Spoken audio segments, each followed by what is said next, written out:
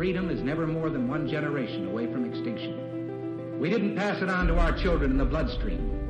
The only way they can inherit the freedom we have known is if we fight for it, protect it, defend it, and then hand it to them with the well-taught lessons of how they in their lifetime must do the same. And if you and I don't do this, then you and I may well spend our sunset years telling our children and our children's children what it once was like in America when men were free.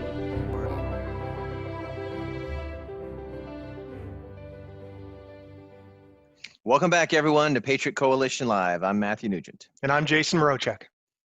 Thank you for joining us today. Our goal is to bring you a timeless resource to teach about the U.S. Constitution and the proper role of government, the importance of America's Judeo-Christian heritage, and how to defend against threats to our republic. We want to engage members of our armed forces, veterans, first responders, and patriots who support them in their noble professions. Weekly episodes are available Tuesday mornings wherever you get your podcasts or at patriotcoalitionlive.com. Also, your support is very important to us. Please support us at patriotcoalitionlive.com/support. You all ready? Let's do this. Okay, today's episode, we're talking with you about the case for liberty, what inspired America. Okay, this is the first part of a two-part series, okay? Part A and part B next time, one or two. And basically what we're talking about is what led to the creation of America. Now, to kind of set things in place here to give you how we're going to approach it, because there were a few books that about three major books and groups of writings that inspired America to be the kind of country we are. One of those is John Locke's second treatise. Okay, it is very erudite, very intellectual. I have not read it. Jason has read it. And Jason, do you have it with you? I do, Book? actually. Yeah. Take a look at this, guys. Okay, that's the first and second treatise. Okay, you can see, look at that right here. Oh my gosh, thank you. I haven't read it. You've heard of Cliff's Notes. Well, I have read Jason's notes. Thank you for that. Eventually, I will read it, and I didn't in the past because it's pretty deep. Okay, what's interesting is the concepts that are in there, which were radical at the time. Yes, radical. There is a pedagogic use for the word radical in terms of education. And where did I pull that word pedagogic? I don't know, man. All these stuff. Speaking of erudite, good grief. Anyway, guys, what's interesting is what is in John Locke's second treatise is natural to us today, but it's not how it used to be. Okay, so for you to understand history, it's important to understand the context of history. So all of us should study history. All of us patriots should study history, but to do it properly, you have to look at where they were at the time. Okay, now what we're going to do is we're going to paint a picture of what the typical American colonist was, their life was like, and the challenges they faced in the context of England. Now, and then we're going to discuss some of the greatest books and writings that inspired our founding fathers to create what we know today as America. So let's paint a picture. You ready? Pre-1775. The reason why 1775, because that's when the United States started firing back on the Brits. And that's when we said, stop, okay? Now, a typical colonist farmer in Massachusetts, face this. You are forced to buy goods from British companies, and you are taxed for the privilege to buy products from basically monopolies. You are forced to quarter troops in your house. They kick you out of they live in your house. They have barracks. Well, back then, the peasants, that's what we American colonists were, okay? They were peasants, and they needed a place to live. It was cold. They'd go in your house, take it over, you'd feed them, and you wouldn't get paid a penny. And if the British assaulted or murdered a family member, they would get off scot-free. They would just get off. If you complain about their crimes against you, your family, the British could burn your house, burn your barns, burn your crops, destroy your livelihood without recourse. Let's say you're a fisherman. Massachusetts, it's on the East Coast, the Atlantic. The British attack your boat, forcefully conscript you, or maybe your son, into service to the British Navy and even fight against your own town. No trials by jury. Your fate is decided by a judge who's loyal to the king, not to a constitution, to a king, King George III at the time. You might be compelled, meaning forced or tortured, into confession of a crime you didn't even commit. They'll haul you to trial in England on bogus charges. This is real, folks. And where can you find it? In the Declaration of Independence. We cite our sources. It's in the Declaration of Independence. There are 27 specific, what the founders called grievances. It's powerful reading if you can paint a picture, and that's where it was. So what transformed and inspired a group of 13 colonies, really 13 separate nations, from being oppressed by the British, a monarchy, to become one of the most powerful free countries in the world? In fact, when I was a kid, I thought, and I asked myself, why is America, what made America so great? Is it our resources? Is it our soil? What is it? Well, you're going to get the answer now in a very concise form. It deserves more study, but this is really beneficial. Why didn't we become an oppressor nation? Why wasn't President George Washington King George? I guess I don't know if you'd call him the fourth or you'd call him the first. I don't know. King George Washington or King Washington. His Majesty Washington. Why didn't we have our own monarchy? Where did the ideas of liberty and freedom come from? We didn't become an oppressive nation throughout the past couple hundred years. We helped free nations. Okay, World War II is a great example. The Korean War is a great example. What inspired our founding fathers to create the Declaration of Independence and the Constitution? Now, Jason, it seems like it took us humans and the founding fathers, okay, many, many years to get to a civil society, okay, that recognized this radical concept, okay? All right, you guys ready for this? Check out this radical concept, okay? All men are created equal. I'll say that again. Doesn't get as simple as that. All men are created equal. And it's funny, Jason, you say that. Jason and I, we discuss things all the time. Constitution, today's issues. And I think, what do you think about this? And he goes, and his approach is, he says, well, I just look at the simple way, but he understands the foundation. He can do it. And he puts it in a few powerful short sentences or even a few short words. So tell us about, where did liberty come from and why were men not always free? Well, you've asked some very, very good questions. All of those are kind of pertinent to what we're talking about today. Liberty is, in and of itself, has been around since creation, right? Since we were placed on this earth, since God created us, liberty has been there. So liberty has not been an evolution. It is really man's understanding and willingness to embrace liberty that has been the evolution over time. Mm-hmm. There's a quote Thomas Jefferson had in 1774. This is from his summary view of the rights of British America. He said, the God who gave us liberty, I'm sorry, the God who gave us life gave us liberty at the same time. And again, so it's as simple as that. He gave us life and he gave us liberty. It's been around, since creation. Who gave us that? Was it the King George who gave us that? That would be God. That would be God. Right, not man, not anybody else. Said that would be God. Yeah. So the God who gave us life gave us liberty at the same time. Mm-hmm. So you think about previous experiments with liberty that have existed over time. They failed because they were based on what a leader or a government or man gave to the people. So they were the premise was that man or government gave liberty to the people, not what God gave them. And you think about situations or civilizations like Rome and Greece. They glorified man. They weren't pursuing what God put us on this earth to do, right? They were not pursuing the good things in life. They were just trying to please themselves. And so in order to do that, that's why they caused people to only have the liberties that they were granted by man. But as we said in past episodes, and I'm sure you'll say it with me, What what man good man giveth, gives us, man can man can take it away, right? straight up. So, And that uh, is what has been the downfall, at least mhm, both in understanding and in execution of all these previous experiments with liberty. mhm, So it's really only after a series of pretty significant events that we were able to evolve our understanding of what this God-given liberty entails. And that started with the Magna Carta in mhm, 1215.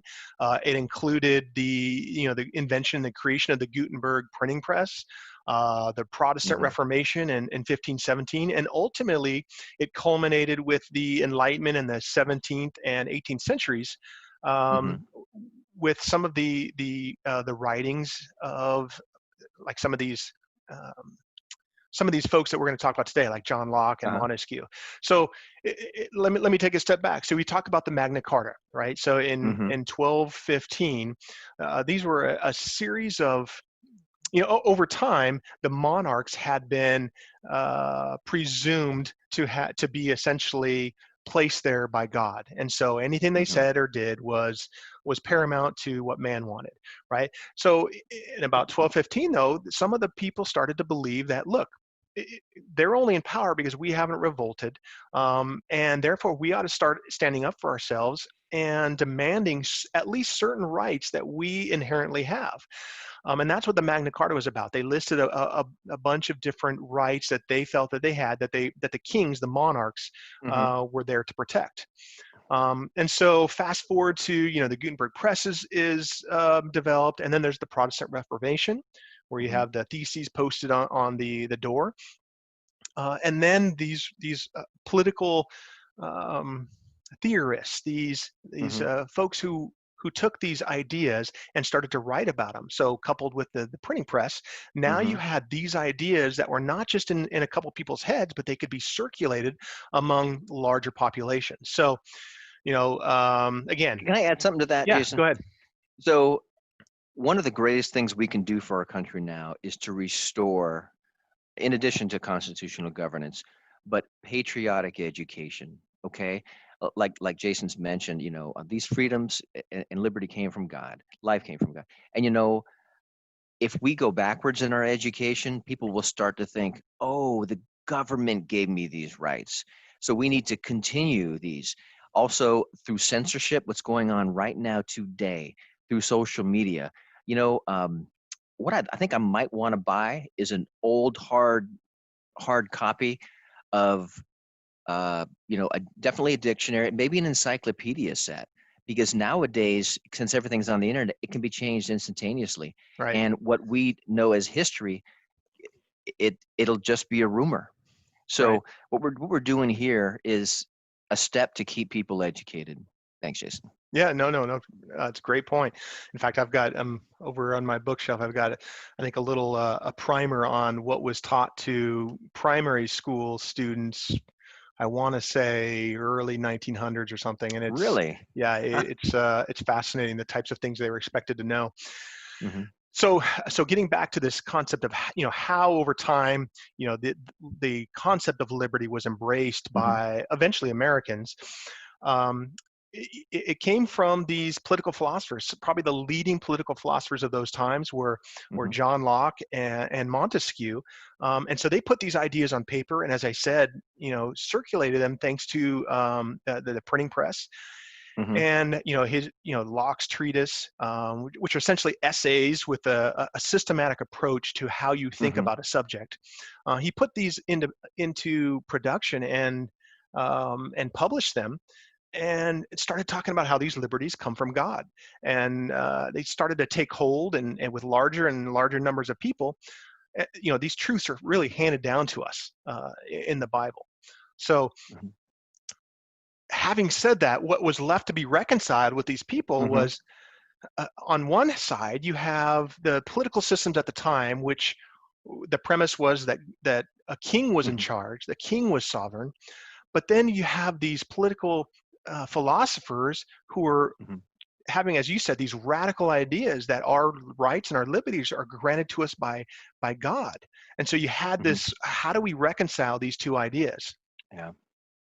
So you made an interesting point that the larger numbers of people in the population accepted and became accustomed to the proposition that liberty is a gift from God, that people started to demand it. Now, similarly, if you take God out of a society, you know, you won't be able to say liberty comes from God because they don't acknowledge God. So they'll Yeah. start to think, low liberty comes from the country. So you got things like these shutdowns right now. If you guys are playing this 10 years from now, viewing this 10 years from now, it is, November 2020, a couple, E plus, 16, I think. What's it, 16 or 17? Election day plus 17. We haven't completed the election and we're going through COVID still, or at least they allege we're going through COVID and they require lockdowns. So people's God-given rights of liberty and freedom and life are being infringed upon. And fortunately, I live in Florida and people are starting to give certain signs to at least our great governor DeSantis is saying we're not having the lockdowns. Our people are responsible. If they feel they need a mask or they're in a compromised physical state, they won't necessarily go outside unless it's absolutely necessary. Whereas in states like California, it's draconian measures. Yeah. Okay, and we'll talk about that more on the next part of this. But the question is, what does it take to embrace freedom? Well, as you said, Matt, I mean, early on, you painted a fantastic picture, and I have to say, you do a great job of framing the context of our conversations. All those things that you listed, some of those 27 grievances, that's what it takes. It takes being oppressed, and that in this case, the American colonies were enduring all of those things. So that's one thing. I mean, you have to be oppressed to some degree, and even in our Declaration of Independence, it has a section in there that talks about, man will, and I'm paraphrasing it, man will endure quite a lot before he actually starts to do something, but he does have That to is endure. so true. Yeah. And in fact, I will tell you this, guys. I used to be a nice guy. Now I'm a patriot, a freedom fighter. Don't get me wrong. I don't love people less. In fact, I love people more. After Which is getting your why you rear fight end, so hard for them. yes, and after you getting my rear end handed to me so many times by bullies, and if you think bullies when you're in school are bad, wait till you grow up. They get a lot worse, and it requires everything that you have. So, so I'm willing to fight now, and really, and Jason and I are doing that. And guys, for us to turn the tide here and really, restore constitutional governance, restore our liberties, get back patriotic education, it's gonna take an army. Yeah. And your support in sharing this is vital.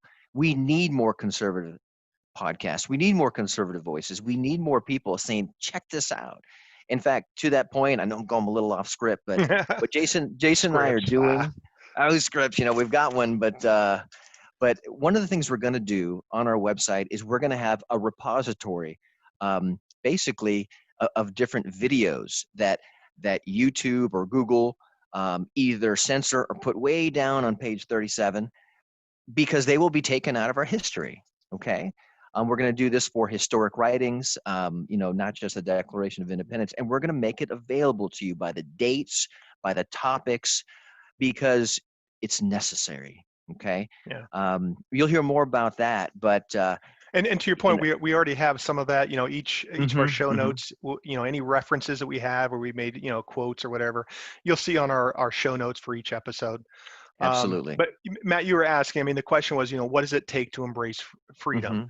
The first thing was, you really have to be oppressed. You have to know what the other side looks like, right? The second thing is you've got to know what the source of freedom is, that no one has been put in a position of authority over somebody else. We were all, as we said, we were all created equal. That's right. So only you can allow, you, me, everybody else out there, only we can allow somebody to be in a position of authority over them. And we do that by either, moving to a country that we, agree with their constitution or their form of government, or we stay someplace that we were born, that we said, okay, yeah, I like this place. But in this place, we know the source of our freedom comes from Mhm. God, right? Those Jason, unalienable rights. Yeah. would you say, is this a fair statement, or how would you phrase this? People experience tyranny because they allow it. Would you say that that's a fair statement, at least in America? We have Yeah. experienced. In fact, there's a phrase, we get the government we deserve. And we always think about that in terms of America because we vote. But Hmm. it's the same concept in a communist country or authoritarian country, That's right. because as it says again in our Hmm. Declaration of Independence, when these abuses become more than the people can bear, it is their Yep. right and their Yeah. duty to overthrow that government. So you're exactly Yeah. right. Now, the cost of that, it's a different question, but the Yep. choice is always ours, right? That's right. And we paid the price, I say a couple times. One, when we fought for our independence, I mean, it started in 1775, and another time in 1861, where we fought 900,000 casualties, folks. 600,000 of those were deaths in the American Civil War. Okay. So it was two great fights that we fought for the proposition that all men are created equal. Right. And it's not because it's here in America. It's because we fought and we gave blood to this soil for our freedom. Yep. So another good question, that we have to ask ourselves is, what does it take to maintain that freedom, right? And Mm-hmm. and Mm-hmm. the first thing is, in our case, for us to maintain our freedom is our Constitution and our Bill of Rights. If we're Mm-hmm. speaking generally, obviously it Mm-hmm. means that we have to defend those unalienable rights so that Mm-hmm. no one can take them from us or interfere with them. So we are fortunate to have, people who, in our founding fought to Mm-hmm. ensure that those Bill of Rights were included in our Constitution as the first 10 amendments. Um, but you also have to fight to maintain those rights, right? The Constitution is only a piece of paper. It cannot defend itself. Mm-hmm. And so it's not something we can just, from our Army days, it's not like a fire and forget round, right? You can't just say, oh, here, we've signed the paper and all is good. You have to continue to fight for that. Uh, That's yeah. Yep. Sorry. Yeah. So like Jason has said, we've repeated a lot, and we're going to say it a lot more. We are endowed by our Creator with unalienable rights. Now, you got to understand, and I mentioned it earlier, as America has pushed God out of our consciousness, okay, we are taking away the source of our liberty, our freedom in our life. Yep. Now, that's why the second tenet of this podcast is the importance of America's Judeo-Christian heritage. Now, we don't say that in the context of we're here to convert somebody to Christianity. From a very practical sense, every nation, for it to be prosperous, for it to be secure, for it to be long lasting, it needs guardrails, a moral context to drive from that is based on natural laws of man. And Jason's going to speak to that in greater detail here from John Locke. In fact, Jason, the other day you and I were having a conversation about France in Hmm. the context of, France has a constitution, but they don't necessarily have um, a moral foundation. Could you talk about that a little bit? Yeah. So no, France is another good example. As you said, they do have a constitution. Um, But like Rome and Greece, they weren't necessarily founded on the concept that our rights came from God, nor was Mm-hmm. there a whole lot of moral choices that were being made. Mm-hmm. If you remember back to the French Revolution, 1789-ish, you had, people who, if they were upset with somebody else, they were off with their head. They were Off with you. chopping off heads with the guillotines, right? Mm-hmm. And it got to a fever pitch, right? It Yep. was Yep. there was not a whole lot of more, as you say. I love the way you put it. These moral guideposts, Mm-hmm. these boundaries that are supposed to Mm-hmm. keep us in what we can keep as a free society. But in France during that French Mm-hmm. Revolution, that's not what was happening. There was no. Yeah. It was the rule of the mob. It was passions were ruling rather than the Yeah. rule of law. Yeah. And anytime you get that, which is why our founders were so vehemently Mm-hmm. opposed to a true democracy, Yeah. because Can I that's add what you something to get. that? Hmm. In fact, in the context of moral guideposts and moral boundaries, and um, this is what this in the Winston-Salem witch trials. I'm going off script again. You guys know that some people were accused of being witches, obviously women, and there were people that were killed because of that. Okay, approximately 35 people were killed because of that. Now, that's horrible. It's detestable. What finally stopped it was a Christian man went to a judge who was Christian and saying, these people are not being judged with due process. And he referred to the Bible, to a story in the Old Testament, and says, and he listed the specific needs or that steps that were taken in the Old Testament to assure what we know today is due process. And that judge stopped it all. Mm-hmm. Now, that's horrible. I mean, that this happened altogether, but it was religious men in this case that stopped it. Now, compare that to Europe, including France. They also had their own witch trials, but you don't hear about it. Thousands, I'll say again, thousands of quote unquote witches were put to death for the same reason, or burned at the stake. And and this comes from David Barton at Wall Builders, a great American.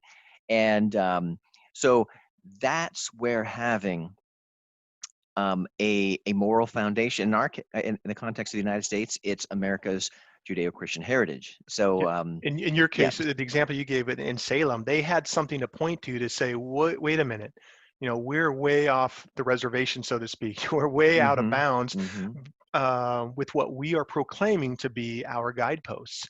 So having those sort of moral boundaries is essential.